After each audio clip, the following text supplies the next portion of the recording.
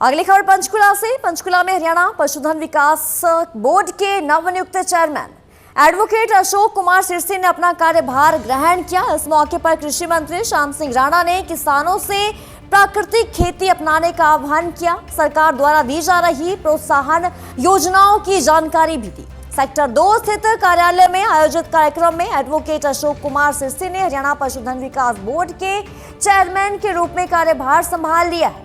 तो इस मौके पर कृषि मंत्री श्याम सिंह राणा सहित कई गणमान्य लोग मौजूद रहे। पत्रकारों से बातचीत करते हुए कृषि मंत्री श्याम सिंह राणा ने ये कहा कि रासायनिक खेती के दुष्प्रभाव अब स्पष्ट रूप से सामने आने लगे हैं। उन्होंने किसानों से प्राकृतिक खेती अपनाने की अपील की और ये कहा कि इससे भूमि की उर्वरता, पर्यावरण और आने वाली पीढ़ियों का स्वास्थ्य सुनिश्चित रहेगा।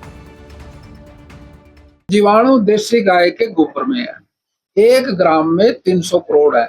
अब हम उसको एक ड्राम में इकट्ठा करके 10 किलो गोबर है, अब उसमें कितने जीवाणु हो गए? 100 ग्राम में तो 300 करोड़ है। अब तो 10 किलो हो गया, 10 किलो में तो बहुत संख्या होगी और फिर 20 मिनट में दुगने होंगे, हर 20 मिनट में दुगने होंगे।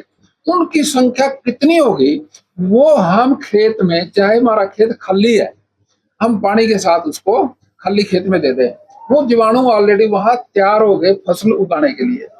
और जब फसल उगाएंगे उसमें वो जीवाणु पेड़ की जड़ तक नाइट्रोजन लेके आएंगे और जब हम खाद गिरते हैं तो खाद को भी जीवाणु ही कन्वर्ट करते हैं भोजन में।